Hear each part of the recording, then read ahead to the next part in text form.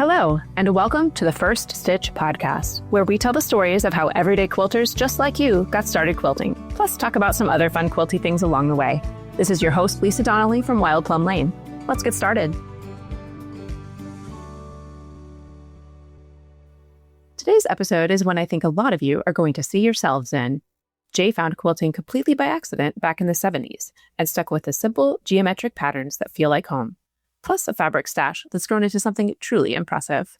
If you've ever felt torn between loving your fabric collection and wondering what to actually do with it, stick around because today's WIP-FINISHING tip is just for you. Here's Jay's first stitch story in Jay's own words. My mom taught me to sew garments, but I was rarely satisfied with the results. In the 70s, I took a hand-piecing quilting class, cardboard templates cut from cereal boxes, and I fell into quilting for good. I'm not an adventurous quilter. I like fairly simple geometric patterns and generally make lap or throw size quilts. Minis and baby quilts are in my comfort zone as well. I have a ridiculously large fabric collection. Sometimes I feel guilty about the size of it, but more often I'm grateful to have everything I need to make what I want. That's me in a nutshell. I love that Jay started with cereal box templates and it's grown into a lifetime of quilting. And honestly, that feeling of being grateful for a big stash instead of guilty about it is exactly the mindset I want more of us to have.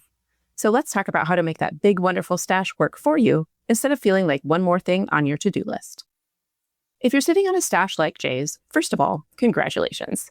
You already probably have most of what you need to start your next project. The problem most of us run into isn't having too much fabric. It's not having a simple way to find and use what we've got. So here's my favorite fix, and I call it the one project, one bin method. Step 1, pick your current project or the next one you're excited to start. Just one.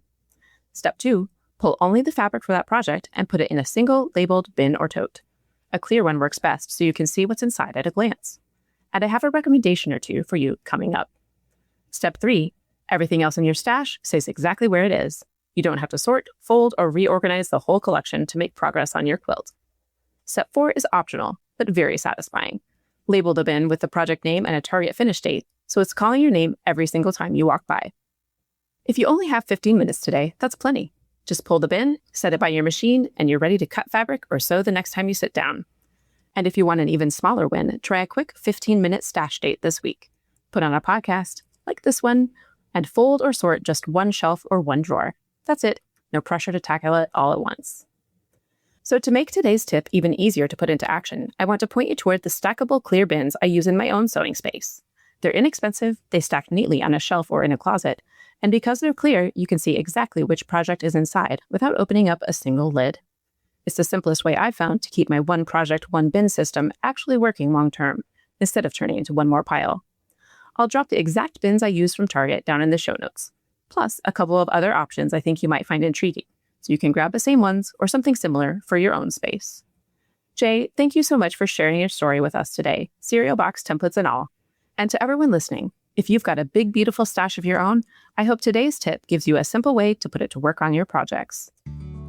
And with that, we'll wrap up this episode of the First Stitch podcast. If you enjoyed listening, I'd sure appreciate it if you'd hit the subscribe button in your favorite podcast player, write a review on Apple Podcasts, or tell your best quilty friends so they can listen too. By the way, do you have a story to share? Every quilter has a beginning to their story, and we'd love to hear yours. Plus, over the years, you might have picked up tips or tricks you could share with others. It might inspire another quilter, so we want to hear about it. Share your personal quilting journey, your best project finishing tip, or your first stitch moment. Your story might be read on an upcoming episode of The First Stitch.